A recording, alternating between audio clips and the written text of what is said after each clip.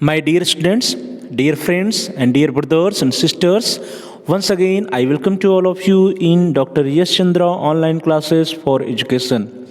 मेरे प्रिय विद्यार्थियों, प्यारे भाइयों और बहनों, प्यारे साथियों, प्यारे मित्रों, मैं आप सभी लोगों का doctor Yash Chandra online classes for education में बहुत बहुत स्वागत करता हूं। आप सभी लोगों का हार्दिक स्वागत है, हार्दिक अभिनंदन है।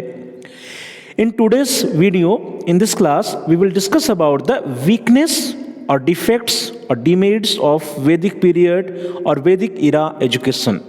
प्रिय विद्यार्थियों, आज की क्लास में हम सभी लोग इस वीडियो के अंतर्गत वैदिक कालीन शिक्षा की क्या कमियां रहीं या वैदिक कालीन शिक्षा प्रणाली के क्या दोष थे, इसके बारे में हम लोग विस्तार से चर्चा करेंगे कि वैदिक कालीन शिक्षा प्रणाली जो चल रही थी या वैदिक पीरियड में जो शिक्षा प्रणाली थी, उस शिक्षा प्रणाली में क्या क्या कमियां या क्या क्या डिफेक्ट्स या क्या क्या मेरिट्स डीमेरिट्स रहे थे, क्या क्या डिफेक्ट्स रहे थे, क्या क्या वीकनेसेस रहे थे।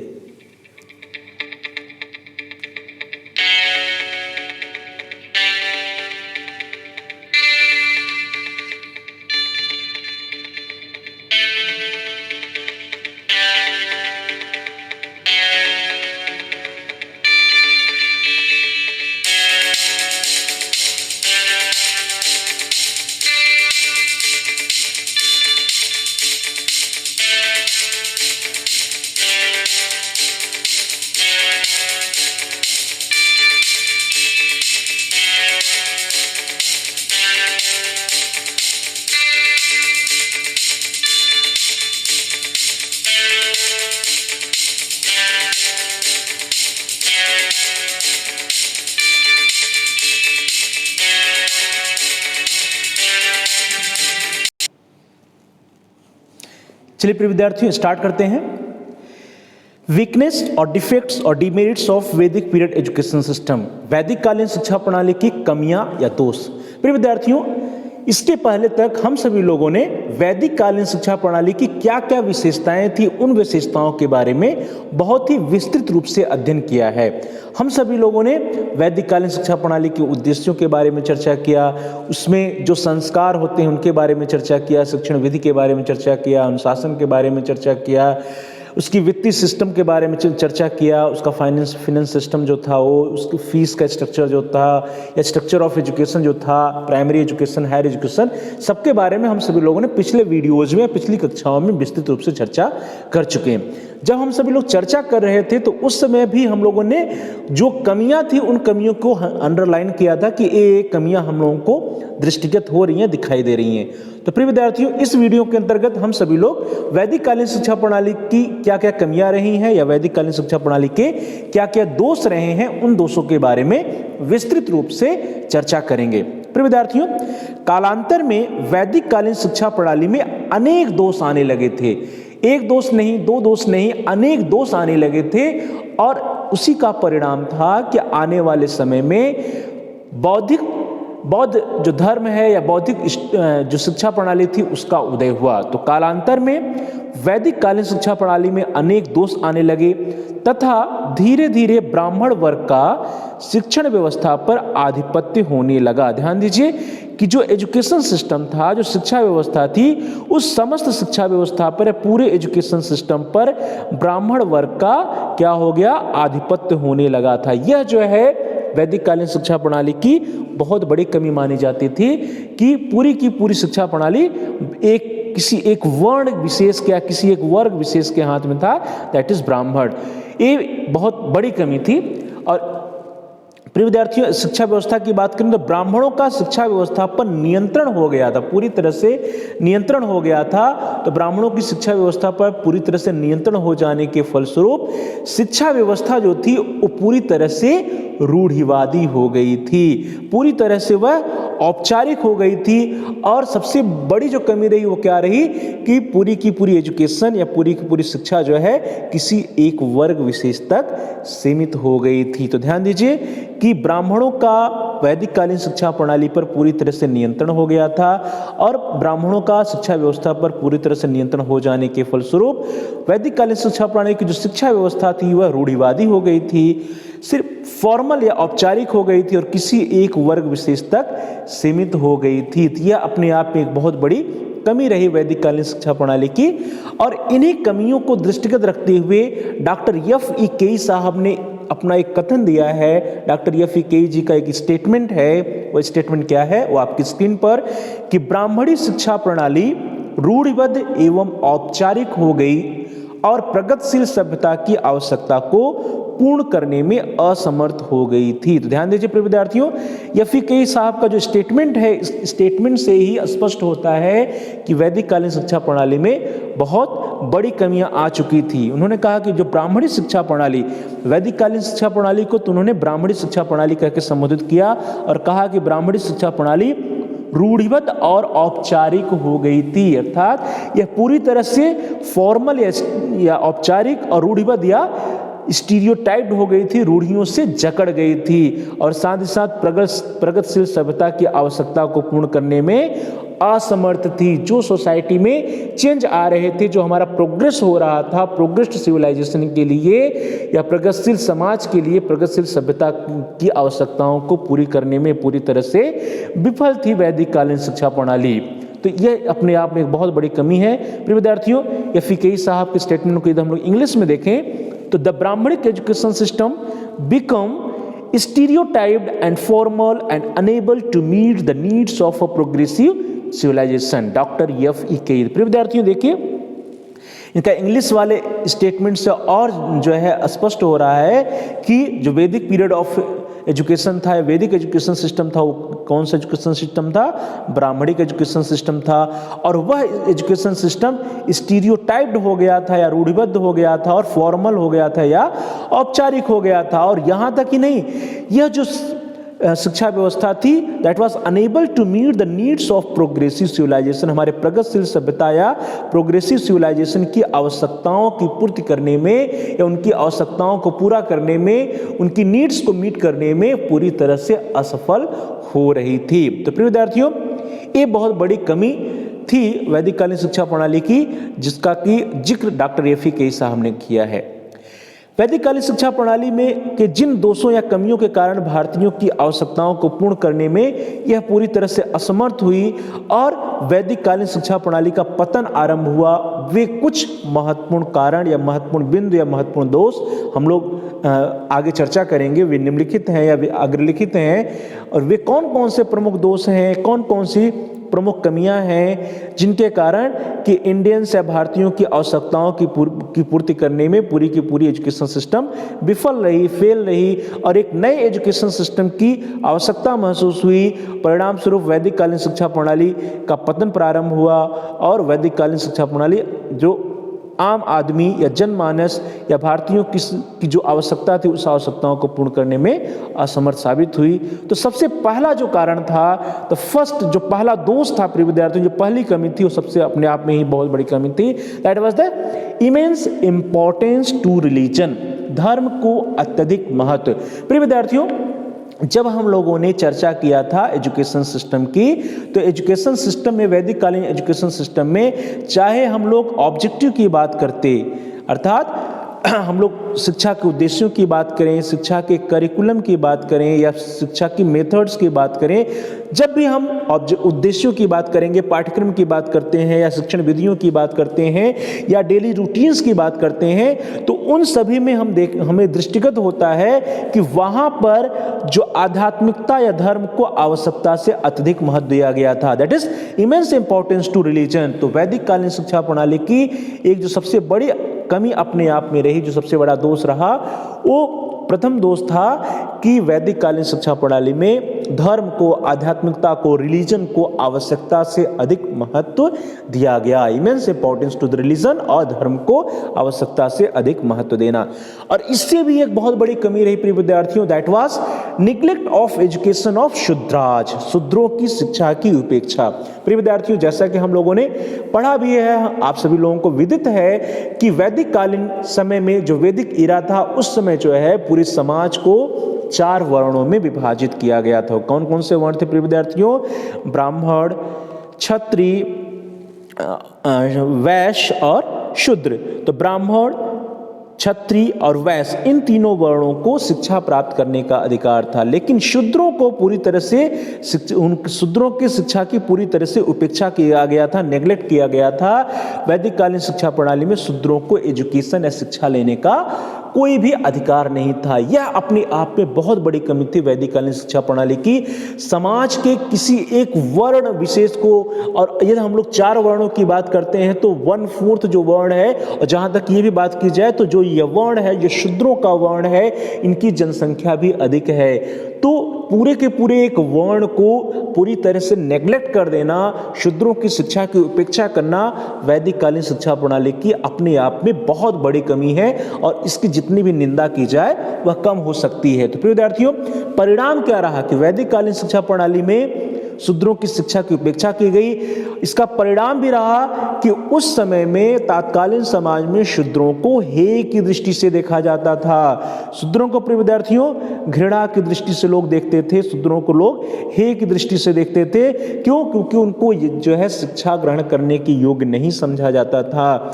शिक्षा किसको मिलती थी? शिक्षा ग्रहण करने का अधिकार सिर्फ द्विजों को था। द्विज आप सभी लोग जानते हैं, द्विज किसे कहते हैं? द्विज से अभिप्राय होता है जिनका द्वितीय जन्म या दोबारा जन्म होता है, और वे दोबारा जन्म जब होता है, जब उपनयन संस्कार होता है, तब हम कहते हैं कि दोबारा जन्म हुआ। और उपनयन संस्कार या शिक्षा प्राप्त करने का अधिकार सिर्फ और सिर्फ ब्राह्मण, क्षत्रिय और वैश्य, इन तीनों वर्णों के व्यक्तियों के लिए था, इन तीनों वर्णों के बालकों के लिए था। लेकिन वैश्य की बात, शूद्र की बात किया जाए प्रिय विद्यार्थियों, तो शूद्रों की शिक्षा की पूरी तरह से उपेक्षा की गई। सिर्फ और सिर्फ ब्राह्मण, क्षत्रिय और वैश्य, इन तीनों वर्णों को शिक्षा प्रदान की जाती थी। परिणाम स्वरूप समाज में शूद्रों को हेय की दृष्टि से, घृणा की दृष्टि से देखा जाने लगा, और शिक्षा प्राप्त करने का अधिकार सिर्फ और सिर्फ अपर जो 3 वर्ण थे, ब्राह्मण, क्षत्रिय और वैश्य, इन्हीं को रहा। चलिए आगे बढ़ते हैं। द नेक्स्ट वन, जो अगली कमी है, वो भी अगली कमी अपने आप में बहुत बड़ी कमी है, दैट वाज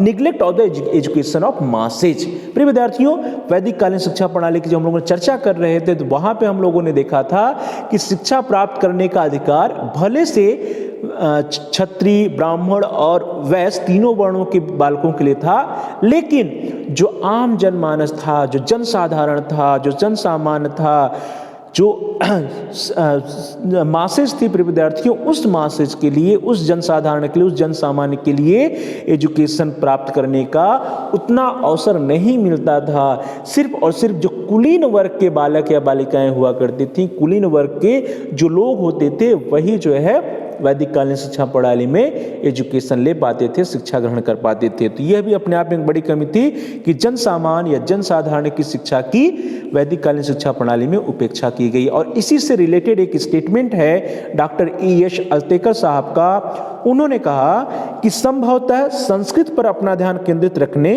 और लोक भाषाओं की उपेक्षा करने के कारण हिंदू शिक्षा प्रणाली जनसाधारण की शिक्षा का विकास ना कर सकी। ध्यान दीजिए प्रिय विद्यार्थियों कि जब हम लोग वैदिक कालीन शिक्षा प्रणाली की बात कर रहे थे, तो वहां पर मीडियम ऑफ इंस्ट्रक्शन या शिक्षा के माध्यम में हम लोगों ने देखा था कि मीडियम ऑफ इंस्ट्रक्शन क्या था? सिर्फ और सिर्फ संस्कृत भाषा थी। और जो आम जनमानस की या जनसाधारण की भाषा थी, जो लोक भाषा थी, उन भाषा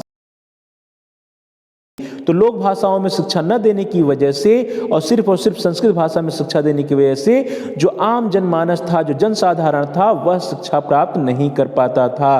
तो इस तरह से प्रिय विद्यार्थियों, वैदिक कालीन शिक्षा प्रणाली की अपने आप में बहुत बड़ी कमी रही है कि जनसाधारण की शिक्षा की उपेक्षा की गई। और अल्तेकर साहब का इससे संबंधित स्टेटमेंट है कि संभवतः संस्कृत पर अपना ध्यान केंद्रित रखने और लोक भाषाओं की उपेक्षा करने के कारण जो वैदिक कालीन शिक्षा प्रणाली रही या जो हिंदू शिक्षा प्रणाली रही, इसमें जनसाधारण की शिक्षा का विकास ना हो सका। और दूसरे शब्दों में कहें तो जनसाधारण की शिक्षा की उपेक्षा की गई। चलो दोस्तों आगे बढ़ते हैं। द नेक्स्ट वन, अगली जो कमी है वह भी अपने आप में एक बहुत बड़ी कमी है और उसकी भी निंदा की जानी चाहिए, that is neglect of women's education. स्त्री शिक्षा की उपेक्षा की गई थी प्रिय विद्यार्थियों वैदिक कालीन शिक्षा प्रणाली में।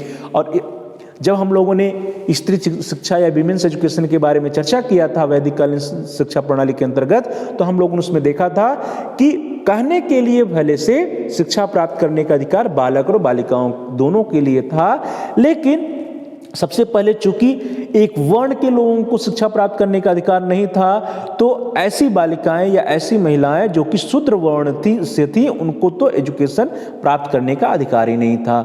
दूसरी बात करें तो सिर्फ और सिर्फ क्या था, सिर्फ और सिर्फ कुलीन घरानों की महिलाओं या बालिकाओं के लिए शिक्षा प्राप्त करने का अधिकार था। क्यों? क्योंकि जो उनके माता पिता पेरेंट्स कुलगुरु हुआ करते थे वही जाकर के घर पर बालिकाओं को शिक्षा प्रदान करते थे, शिक्षा देने का काम करते थे। जहाँ तक गुरुकुल की बात की जाए तो गुरुकुल में भले से बालिकाएं शिक्षा ग्रहण कर सकती थी, लेकिन गुरुकुल में बालक और बालिकाओं दोनों के लिए अलग अलग शिक्षा प्राप्त करने का कोई भी प्रावधान नहीं था। यदि कोई बालिका, यदि कोई महिला या वुमेन जो है या कोई स्त्री शिक्षा ग्रहण करना चाहती थी तो उनको जो है उसी गुरुकुल में जाकर के बालकों के साथ या पुरुषों के साथ शिक्षा ग्रहण करनी पड़ती थी। तो प्रिय विद्यार्थियों, इस तरह से देखा जाए तो वैदिक कालीन शिक्षा प्रणाली में भी स्त्री शिक्षा की उपेक्षा की गई थी। ऋषियों के गुरुकुलों में लड़कियों की शिक्षा की कोई व्यवस्था नहीं होती थी। ध्यान दीजिए, कहा जा रहा है कि जो गुरुकुल हुआ करते थे उन गुरुकुलों में सिर्फ और सिर्फ बालकों के या लड़कों की शिक्षा की व्यवस्था थी, लड़कियों की शिक्षा की कोई भी व्यवस्था नहीं हुआ करती थी गुरुकुलों में। और इसी से संबंधित डॉक्टर पीएन प्रभु जी ने अपना एक स्टेटमेंट दिया है। उन्होंने कहा कि ऐसा प्रतीत होता है कि हिंदू शिक्षा योजना का निर्माण केवल भारत के पुत्रों के लिए किया गया था। ध्यान दीजिए प्रिय विद्यार्थियों, पीएन प्रभु जी का जो स्टेटमेंट है, इस स्टेटमेंट को यदि आप ध्यान से देखेंगे तो इन्होंने कहा कि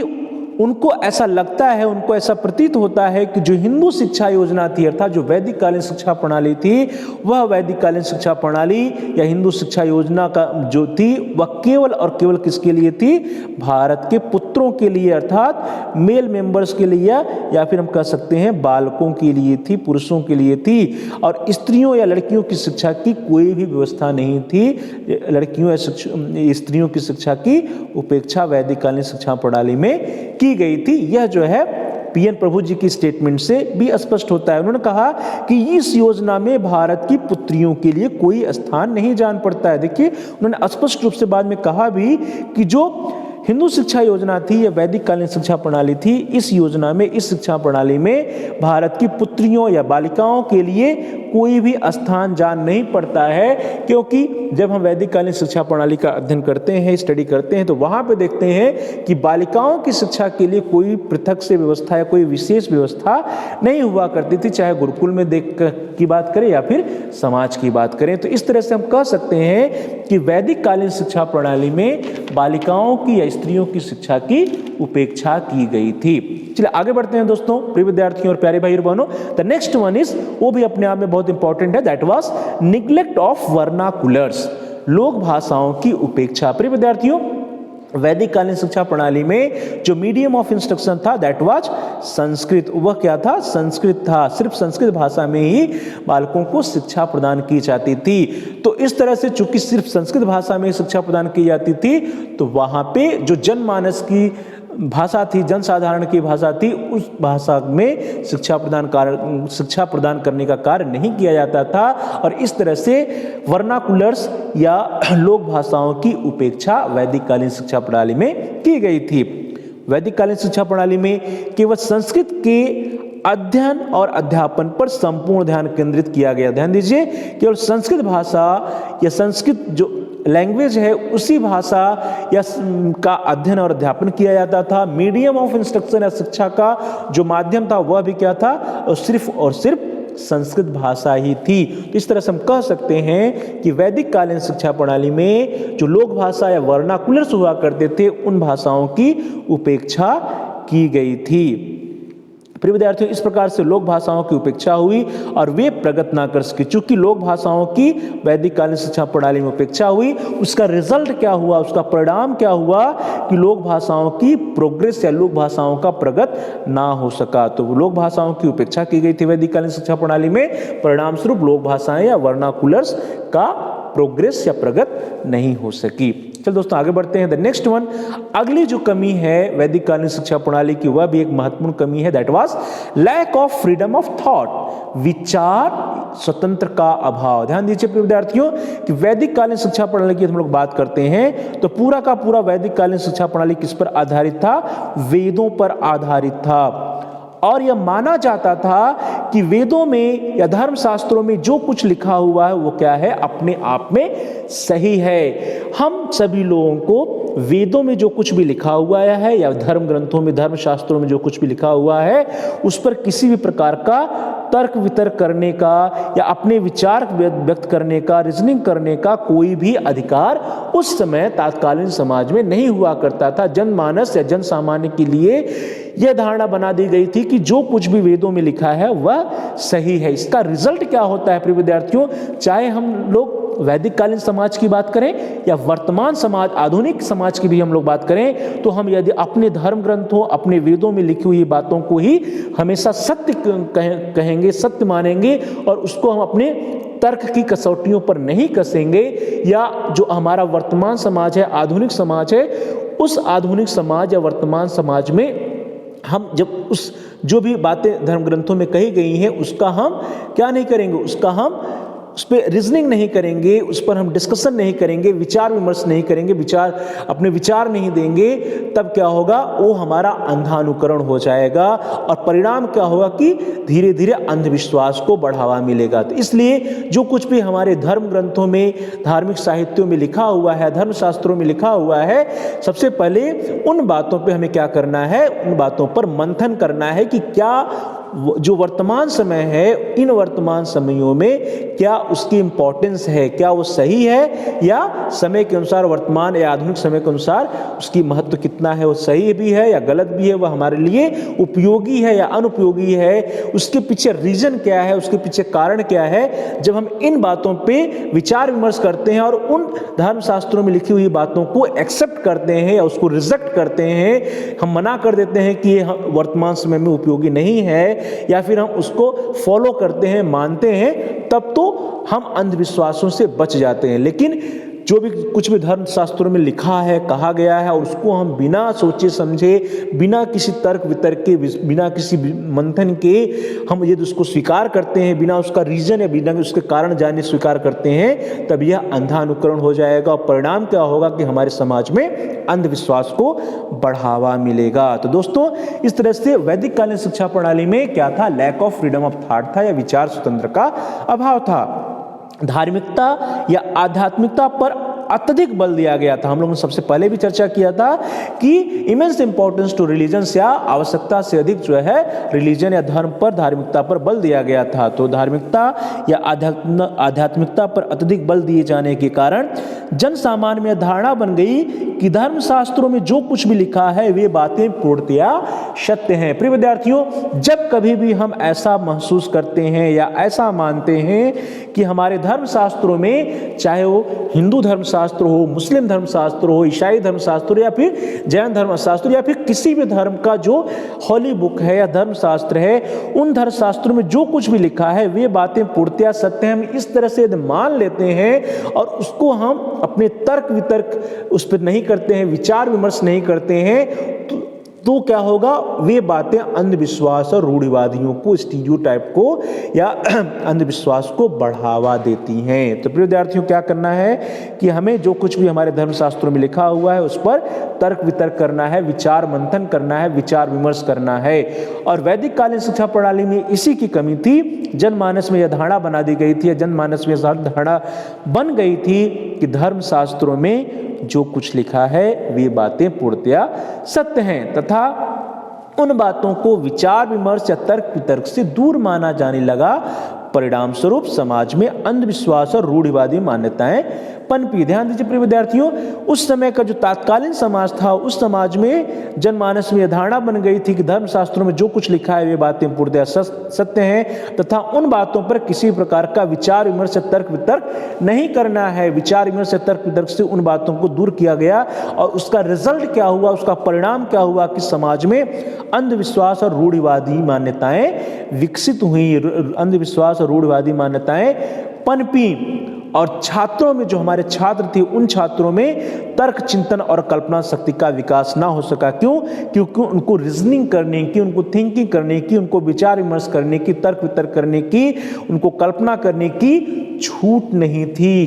क्यों छूट नहीं थी? क्योंकि माना जाता था कि धर्मशास्त्रों में जो कुछ भी लिखा है वो पूर्णतः सत्य है, इस पर आपको विचार विमर्श, तर्क वितर्क नहीं करना है। और रिजल्ट क्या हुआ कि समाज में अंधविश्वास बढ़ा, रूढ़िवादी मान्यताएं बढ़ी, छात्रों में, स्टूडेंट्स में तर्क करना, चिंतन करना और कल्पना शक्ति का विकास नहीं हो सका। जो तर्क करने की शक्ति होती है बालकों में, थिंकिंग एबिलिटी जो होती है, इमेजिनेशन की जो एबिलिटी होती है, क्रिएटिविटी की जो एबिलिटी होती है, रीजनिंग की जो एबिलिटी होती है, उन एबिलिटीज का, उन योग्यताओं का, उन कौशलों का विकास हमारे विद्यार्थियों के अंदर नहीं हो सका। तो ये अपने आप में बहुत बड़ी कमी थी वैदिक कालीन शिक्षा प्रणाली की। चलिए आगे बढ़ते हैं। द नेक्स्ट वन, जो अगली कमी है वो है सांसारिक जीवन की उपेक्षा, नेग्लेक्ट ऑफ वर्ल्डली लाइफ। प्रिय विद्यार्थियों, जब हम लोगों ने वैदिक कालीन शिक्षा प्रणाली की चर्चा की थी तो उसमें हम लोगों ने चर्चा किया था कि ultimate AIIMS of the education क्या है। वैदिक कालीन शिक्षा प्रणाली के अनुसार जो अल्टीमेट एम्स ऑफ एजुकेशन वो क्या है?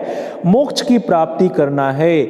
और मोक्ष की प्राप्ति करना को जब हम अल्टीमेट एम से, सबसे उच्च उद्देश्य मानते हैं, तो उसका रिजल्ट क्या होता है कि जो भी सांसारिक जीवन या व्यवहारिक जीवन, जो व्यवहारिक कर्तव्य हैं, उन कर्तव्यों से बालक का मोह खत्म हो जाता है, उन कर्तव्यों पे बालक ध्यान नहीं देता है। उसका रिजल्ट क्या होता है कि जो सांसारिक जीवन है, जो उसका गृहस्थ जीवन है, जो उसका वर्ल्डली लाइफ है, उस पर वो ध्यान नहीं देता, उसको नेग्लेक्ट कर देता है। तो यह भी वैदिक कालीन शिक्षा प्रणाली की अपने आप में एक बहुत बड़ी कमी मानी जाती है। प्रिय विद्यार्थियों, इसके संबंध में डॉक्टर एफ.ई. केई ने अपना एक स्टेटमेंट दिया है। उन्होंने कहा कि ब्राह्मणी शिक्षा में जीवन के व्यवहारिक कर्तव्यों और उसके लिए व्यक्ति को तैयार करने के प्रति घृणा की प्रवृत्ति थी। ध्यान दीजिए प्रिय विद्यार्थियों, ये बहुत बड़ी बात कही जा रही है एफ.ई. केई साहब के अनुसार। Doctor FE. केई जी ने कहा कि जो ब्राह्मणी शिक्षा प्रणाली थी या वैदिक कालीन शिक्षा प्रणाली थी, उस शिक्षा प्रणाली में जीवन के जो व्यवहारिक कर्तव्य हैं, जो बिहेवियरल ड्यूटीज हैं, सांसारिक ड्यूटीज हैं, जो उनके बालकों के या व्यक्तियों के कर्तव्य हैं, अपने माता पिता, अपने परिवार के प्रति, अपने समाज के प्रति, बुजुर्गों के प्रति, तो उन समाज या परिवार या फिर माता पिता या बुजुर्गों के प्रति जो कर्तव्य हैं, उन कर्तव्यों से बालकों का मोह खत्म हो जाता था। क्यों? क्योंकि जो ब्राह्मणी शिक्षा थी उसमें जो है व्यवहारिक कर्तव्यों के लिए बालकों को तैयार करने पर बल नहीं था, बल किस पर था? मोक्ष की प्राप्ति पर। प्रिय विद्यार्थियों, ब्राह्मणी जीवन में, शिक्षा में जीवन के व्यवहारिक कर्तव्यों और उसके लिए व्यक्ति को तैयार करने के लिए घृणा की प्रवृत्ति थी। ऐसा जो है किसने कहा? ऐसा डॉक्टर एफ.ई. केई ने कहा। क्यों? क्योंकि अल्टीमेट एम क्या था हमारा? मोक्ष की प्राप्ति करना। तो जब हमारा अल्टीमेट एम या सबसे जो बड़ा उद्देश्य है, परम उद्देश्य, वो क्या है?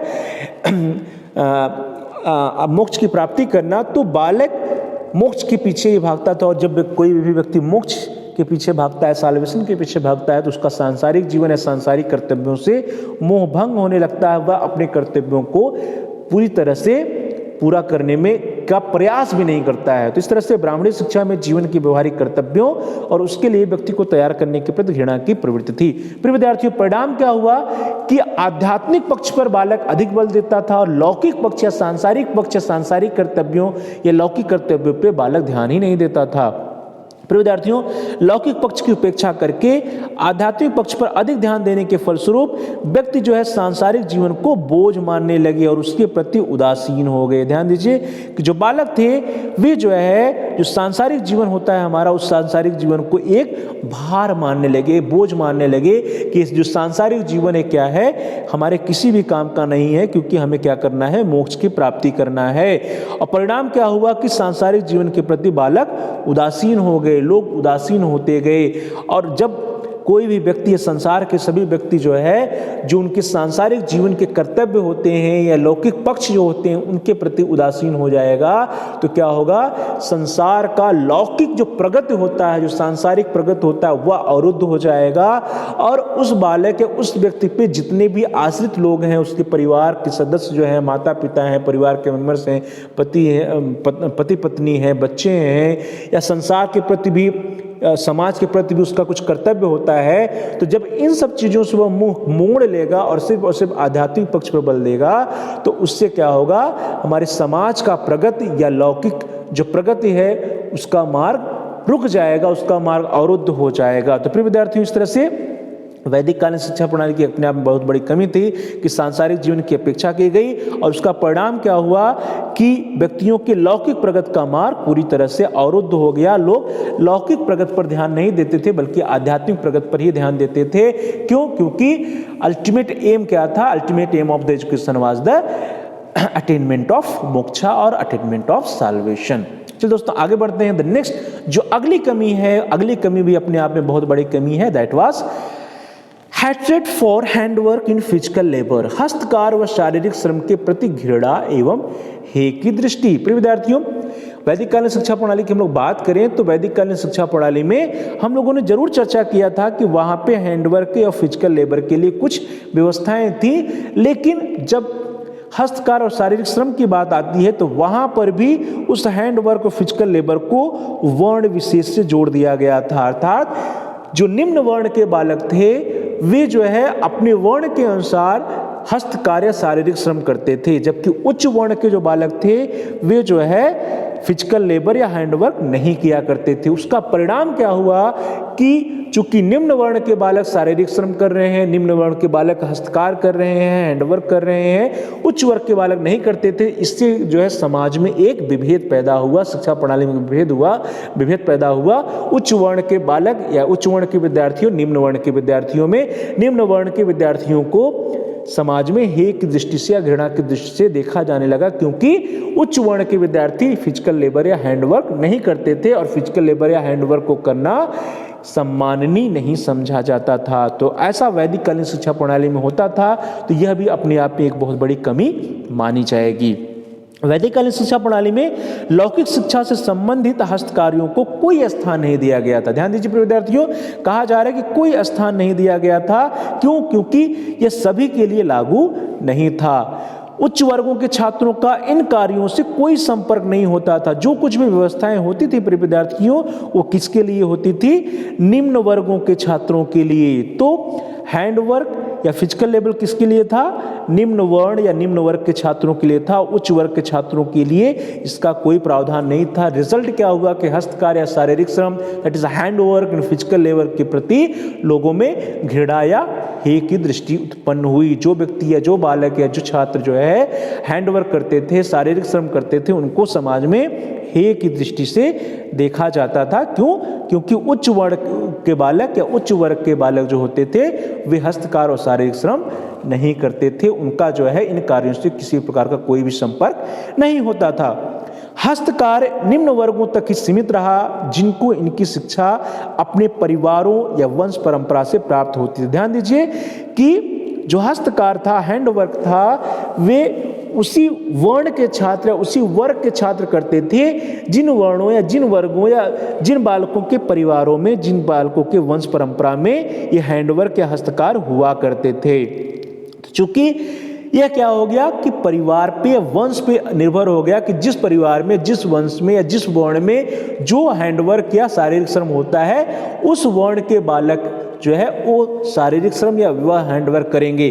चूंकि अपर वर्ण में या अपर जो कास्ट है उसमें जो है, उच्च वर्ग जो है उसमें जो है वो हैंडवर्क या वो शारीरिक श्रम नहीं किया जाता था, इसलिए उस वर्ग के जो बालक होते थे वे भी उन हस्तकारियों को या उस फिजिकल लेबर को या शारीरिक श्रम को नहीं करते थे। इसका रिजल्ट ये हुआ कि समाज में जो फिजिकल लेबर होता था या हैंडवर्क होता था उसको जो है हे की दृष्टि से देखा जाने लगा। प्रिय विद्यार्थियों, जो भी व्यक्ति या जो भी बालक जो है हैंडवर्क करते थे, फिजिकल लेबर करते थे, उनको समाज में हेट या हे की दृष्टि से देखा जाता था। इन व्यक्तियों को समाज में हे समझा जाता था। अतः उनके द्वारा किया जाने वाला जो हस्तकार और शारीरिक श्रम था वह भी क्या हो गया? हे या घृणा की दृष्टि से देखा जाने लगा। क्यों? क्योंकि वो अमुक कार्य या वो अमुक हस्तकार जो है या अमुक शारीरिक श्रम जो है सिर्फ और सिर्फ निम्न वर्ण के बालक या निम्न वर्ण के व्यक्ति करते हैं, उच्च वर्ण के या उच्च वर्ग के व्यक्ति नहीं करते हैं। इसलिए वह जो हस्तकार या शारीरिक श्रम क्या था, उसके प्रति लोगों में हे या घृणा की दृष्टि उत्पन्न हो गई। यह भी जो है वैदिक कालीन शिक्षा प्रणाली की अपने आप में एक बहुत बड़ी कमी मानी जाती है। चलो दोस्तों आगे बढ़ते हैं। नेक्स्ट अगली जो कमी है, जो अगला दोष है वैदिक कालीन शिक्षा प्रणाली को, वो क्या था? Hatred view for new religions, नवीन धर्मों के प्रति हे दृष्टि। प्रिय विद्यार्थियों, जब हम लोग बात किए थे वैदिक कालीन शिक्षा प्रणाली की, तो वैदिक कालीन शिक्षा प्रणाली में इसको हिंदू शिक्षा प्रणाली ही माना जाता है। तो वैदिक कालीन शिक्षा प्रणाली में एक तो जन सामान्य को जो है शिक्षा नहीं प्राप्त थी, तो परिणाम क्या हुआ कि जो जन सामान्य था वो हिंदू धर्म को छोड़ करके दूसरे धर्मों के प्रति आकृष्ट होने लगा। जब लोगों ने देखा कि लोग जो है हिंदू धर्म को छोड़ करके दूसरे धर्मों के प्रति आकृष्ट हो रहे हैं, दूसरे धर्मों का प्रादुर्भाव प्रारंभ हो गया, तो जो हिंदू धर्म के लोग थे या जो शिक्षक हुआ करते थे, उन्होंने क्या किया कि जो नवीन धर्म थे या न्यू रिलीजन्स थे, उसके प्रति उन्होंने हे की दृष्टि उत्पन्न करना प्रारंभ किया, उससे हेट करने लगा और उसका दुष्प्रचार करने का कार्य भी उन्होंने किया, जिससे कि लोग जो है हिंदू धर्म को छोड़ करके दूसरे धर्मों को एक्सेप्ट ना करें। तो यह भी एक अपने आप में कमी मानी जा सकती है वैदिक कालीन शिक्षा प्रणाली की, hatred view for new religions या नवीन धर्मों के प्रति हे की दृष्टि। प्रिय विद्यार्थियों, वैदिक धर्म के प्रति जन सामान्य की अरुचि के फलस्वरूप बौद्ध धर्म तथा जैन धर्म का प्रादुर्भाव हुआ। ऐसा माना जाता है कि चूंकि हिंदू धर्म या वैदिक धर्म में जो जन सामान्य था वो उतना अधिक रुचि या उतना अधिक इंटरेस्ट नहीं लेता था, उसकी अरुचि थी। कारण क्या था कि उनके लिए कोई भी शिक्षा की व्यवस्था नहीं होती थी। सामान्य जन साधारण के लिए शिक्षा की व्यवस्था जो वैदिक काल में नहीं थी, तो क्या हुआ कि जो जन सामान्य था उसका जो वैदिक धर्म या हिंदू धर्म के प्रति इंटरेस्ट कम होने लगा, और उसके फलस्वरूप या उसके परिणाम स्वरूप समाज में नए नए धर्मों का प्रादुर्भाव हुआ, जैसे बौद्ध धर्म और जैन धर्म, इन सबका उदय होना प्रारंभ हुआ। तो वैदिक शिक्षा में जो भी लोग संलग्न थे, जो भी ब्राह्मण संलग्न थे, उन्होंने क्या किया कि ये जो नवीन धर्म थे, चाहे बौद्ध धर्म हो चाहे जैन धर्म हो, इनका क्या किया, कस करके विरोध करना प्रारंभ कर दिया।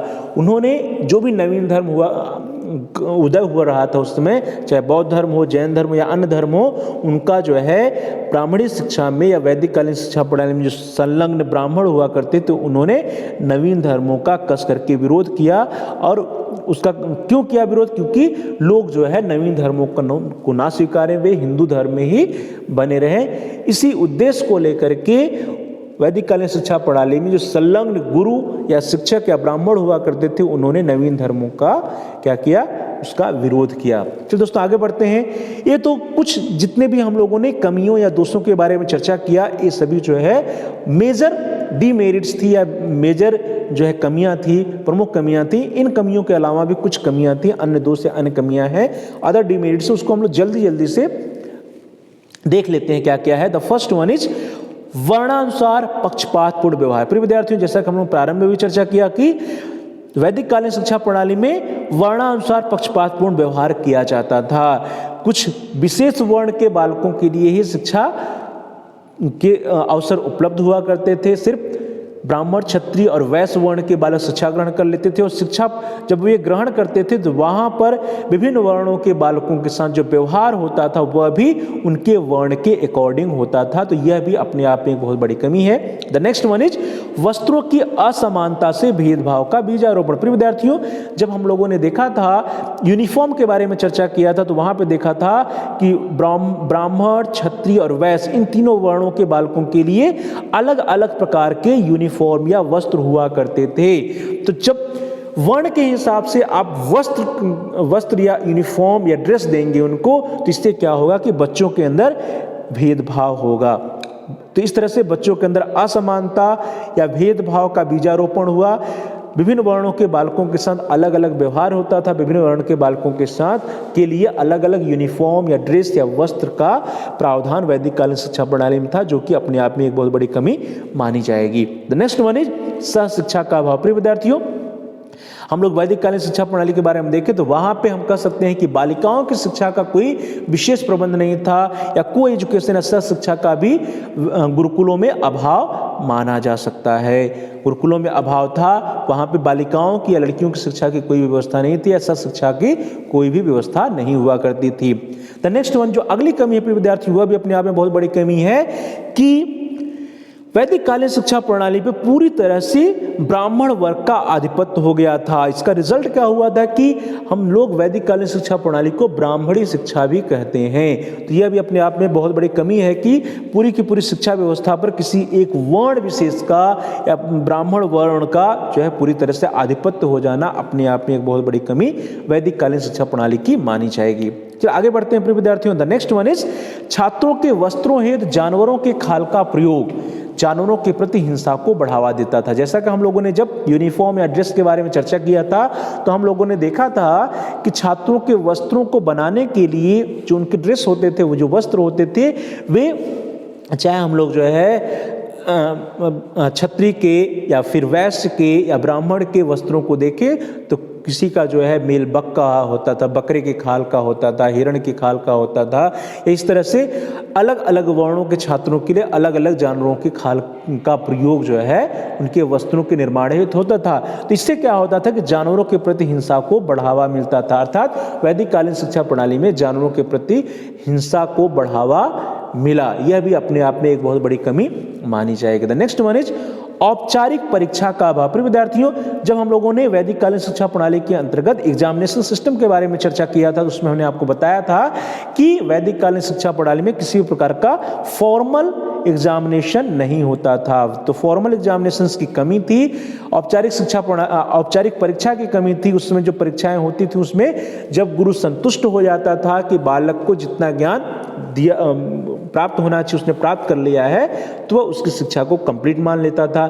या फिर जो गुरु होते थे, जो टीचर्स होते थे, प्रतिदिन जो है जो पिछली कक्षा में या पिछला जो लेक्चर, पिछला जो भाषण उनका होता था या पहले जो कुछ भी पढ़ा दिया गया होता था उसकी पुनरावृत्ति करते थे और बच्चों से पूछते थे। जब संतुष्ट हो जाते थे गुरु कि हाँ अब तक जो कुछ भी पढ़ा दिया गया बच्चों को वे उनको स्मरण हो गया है या उसके बारे में जान गए हैं, तब वे अगले पाठ का प्रारंभ करते थे। तो इस तरह से जो है वहाँ पर नियमित परीक्षा होती थी लेकिन किसी भी प्रकार का फॉर्मल एग्जामिनेशन या औपचारिक परीक्षा का अभाव था वैदिक कालीन शिक्षा प्रणाली में। जैसा कि आज के समय में हम लोग देखते हैं कि यहाँ पे फॉर्मल एग्जामिनेशन या औपचारिक परीक्षाएं होती हैं तो वैदिक कालीन शिक्षा प्रणाली में नहीं हुआ करती थी। द नेक्स्ट वन इज जो अगली कमी है प्रिय विद्यार्थियों, दैट वाज बाल केंद्रित शिक्षा का अभाव। प्रिय विद्यार्थियों, जो हम लोग टीचिंग मेथड्स की बात कर रहे थे तो वहां पर हम लोगों ने देखा था जो मेन मेथड्स था वो क्या था, लेक्चर मेथड था, व्याख्यान विधि था। व्याख्यान विधि के द्वारा गुरु या शिक्षक जो है शिक्षा प्रदान करने का काम करते थे। तो इस तरह से जो लेक्चर मेथड होता है वो पूरी तरह क्या होता है, टीचर सेंटर्ड होता है या शिक्षक केंद्रित होता है। जबकि जो टीचिंग मेथड होना चाहिए वह कैसा होना चाहिए, वह बाल केंद्रित होना चाहिए। तो वैदिक कालीन शिक्षा प्रणाली की भी अपने आप में बहुत बड़ी कमी थी कि जो शिक्षा प्रणाली थी या जो शिक्षण विधियों का प्रयोग होता था वो कैसी होती थी, शिक्षक केंद्रित होती थी, अर्थात बाल केंद्रित शिक्षा का अभाव हुआ करता था। द नेक्स्ट वन जो अगली कमी है दैट वाज यज्ञों व कर्म कांडों की बहुलता। प्रिय विद्यार्थियों, हम लोगों ने प्रारंभ में भी चर्चा किया था कि वैदिक कालीन शिक्षा प्रणाली में इमेंस इंपॉर्टेंस टू रिलीजन या धर्म को या आध्यात्मिकता को आवश्यकता से अधिक महत्व दिया गया था और उसका रिजल्ट क्या हुआ था कि यज्ञों और कर्म कांडों को उसकी बहुत अधिक बहुलता हो गई थी। आवश्यकता से अधिक शिक्षा प्रणाली में या शिक्षा में यज्ञ हुआ करते थे, कर्मकांड हुआ करते थे और इस तरह से देखा जाए तो वैदिक कालीन शिक्षा प्रणाली जो थी वह कर्म कांडों की शिक्षा प्रणाली या यज्ञों व कर्म कांडों की शिक्षा हो गई थी। तो यह भी अपने आप में एक बहुत बड़ी कमी मानी जाएगी कि पूरी की पूरी शिक्षा जो है यज्ञों व कर्म कांडों या धार्मिकता पे पूरी तरह से उसी में लगी रही थी या आवश्यकता से अधिक उस पर बल दिया जाता था। यज्ञों व कर्म कांडों पे यज्ञों व कर्म कांडों की आवश्यकता से अधिक जो है यज्ञ व कर्म कांड कराए जाते थे या यज्ञों व कर्म कांडों की बहुलता वैदिक कालीन शिक्षा प्रणाली में थी। यह भी अपने आप में बहुत बड़ी कमी है। द नेक्स्ट वन इज वेदों पर अटूट विश्वास के कारण तर्क का मार्ग अवरुद्ध होना। ध्यान दीजिए प्रिय विद्यार्थियों, हम लोगों ने पहले भी चर्चा किया कि ऐसा माना जाता था वैदिक कालीन शिक्षा प्रणाली में कि जो कुछ भी वेदों में या धार्मिक ग्रंथों में लिखा है वह पूरी की पूरी तरह से क्या है, 100% सही है। तो यह ऐसा मान लेना अपने आप में ही गलत है। जो कुछ भी वेदों में या धार्मिक ग्रंथों में लिखा हुआ है उस पर तर्क करना चाहिए, जबकि वैदिक कालीन शिक्षा प्रणाली में तर्क करने के लिए मनाही थी। ऐसा माना जाता था, जनसाधारण को ऐसा बताया गया था कि जो कुछ भी धार्मिक ग्रंथों में लिखा हुआ वह अपने आप में 100% सही है, उस पर आप तर्क वितर्क नहीं कर सकते। इससे क्या हुआ कि बालकों का जो चिंतन की शक्ति होती है, जो तर्क वितर्क करने की शक्ति होती है, उस शक्ति जो है पूरी तरह से अपने आप में अवरुद्ध हो गई और समाज में अंधविश्वास और रूढ़िवादियों को बढ़ावा मिला। समाज में अंधविश्वास पनपा, रूढ़िवादियां पनपी। द नेक्स्ट वन इज जो अगली कमी जिसको हम लोग कह सकते हैं प्रिय विद्यार्थियों, दैट वाज शिक्षा का उद्देश्य मोक्ष प्राप्ति होने के कारण छात्रों में सांसारिक जीवन के प्रति पलायनवादी दृष्टिकोण पनपने लगी थी। तो प्रिय विद्यार्थियों, हम लोगों ने प्रारंभ में भी चर्चा की, इसके पूर्व में भी चर्चा किया था कि अल्टीमेट एम्स ऑफ एजुकेशन क्या था, मोक्ष की प्राप्ति करना था। उसका रिजल्ट क्या हुआ कि छात्र जो थे वे अपने गृहस्थ जीवन या अपने सांसारिक जीवन में इंटरेस्ट नहीं लेते थे, वे सांसारिक जीवन या गृहस्थ जीवन से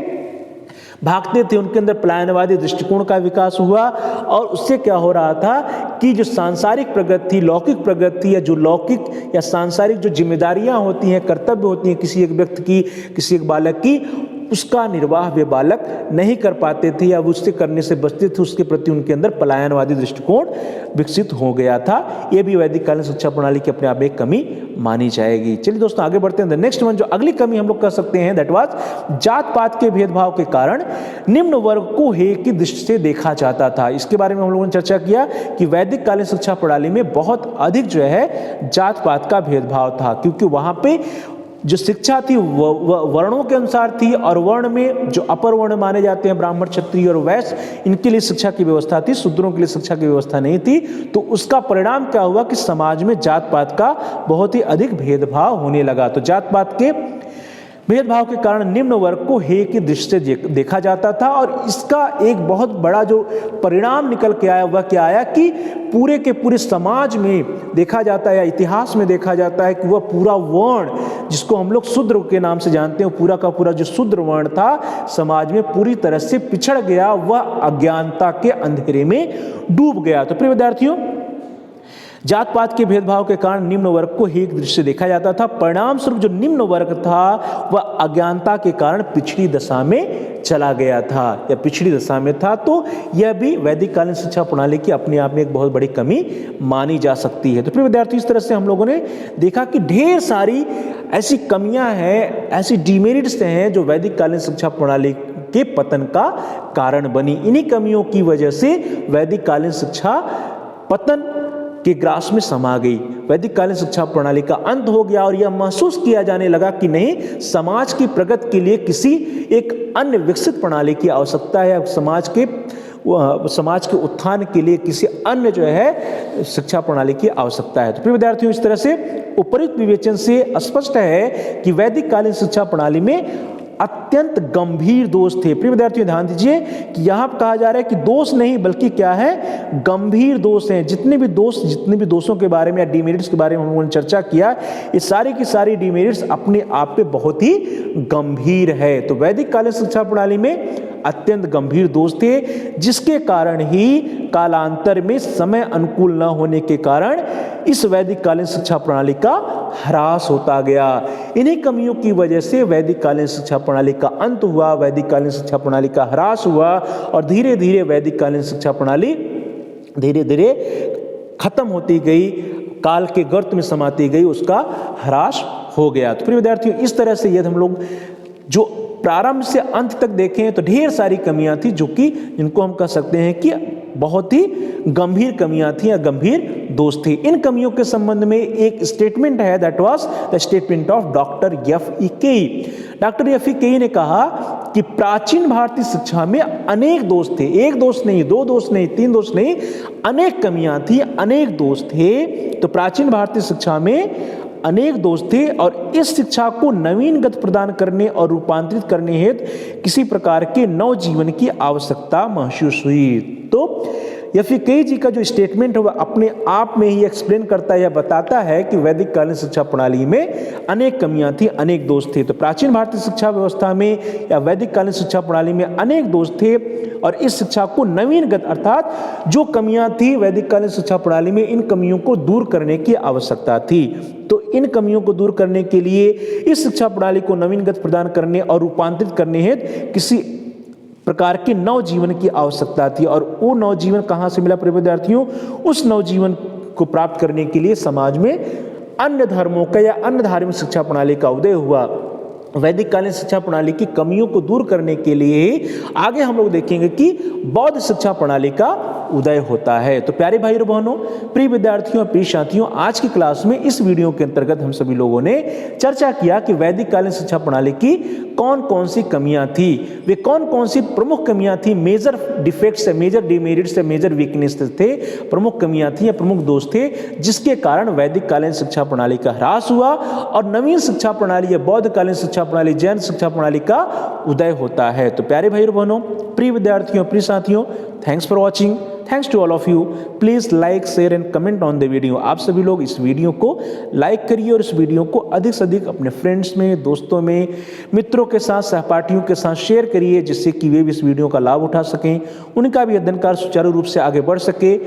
और साथ ही साथ आप इस वीडियो पे कमेंट भी कर सकते हैं। कमेंट्स के द्वारा यदि आपका कोई बहुमूल्य सुझाव है या कोई प्रश्न है या कोई आपका सजेशन है तो आप हम तक पहुंचा सकते हैं। हम आपके प्रश्नों का उत्तर देने का प्रयास करेंगे, आपकी समस्याओं का समाधान करने का प्रयास करेंगे और साथ साथ जो भी आपके वैल्यूएबल सजेशंस होंगे, सुझाव होंगे, उन सुझावों पर अनुपालन भी करने का प्रयास करेंगे।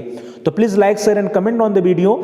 Also subscribe the channel. आप सभी प्यारे भाई और बहनों में से, प्रिय विद्यार्थियों में से जिन लोगों ने अभी तक चैनल को सब्सक्राइब नहीं किया है, कृपया आप चैनल को सब्सक्राइब कर लीजिए, जिससे कि आप अपने कोर्स से रिलेटेड सभी एजुकेशनल वीडियोज को आसानी से प्लेलिस्ट में जाकर के देख पाएं, अपनी स्टडी को, अपने अध्ययन कार्य को, अपनी तैयारी को आगे बढ़ा पाएं। इसलिए जरूरी है कि आप चैनल को सब्सक्राइब कर लीजिए और साथ ही साथ जहां सब्सक्राइब लिखा है उसके बगल में एक घंटी का आकार बना है, बेल का आइकन बना है, यदि वह लाल है, रेड है तो उसको प्रेस करिए प्रिय विद्यार्थियों। उसको प्रेस करने पर कुछ ऑप्शंस आते हैं, उन ऑप्शंस, उन विकल्पों में से आप ऑल के ऑप्शन को सिलेक्ट कर लीजिए। इससे यह होगा कि आपके कोर्स से रिलेटेड जितने भी नए वीडियोस आएंगी उसकी सूचना आपको, उसके नोटिफिकेशंस आपको समय से मिल जाएगा और आपका कोई भी वीडियो मिस नहीं होगा। तो प्यारे भाई और बहनों, प्रिय विद्यार्थियों, प्रिय साथियों, thanks for watching, thanks to all of you. Please like, share and comment on the video. Also subscribe the channel and press the bell icon all. आप सभी लोगों का बहुत बहुत धन्यवाद।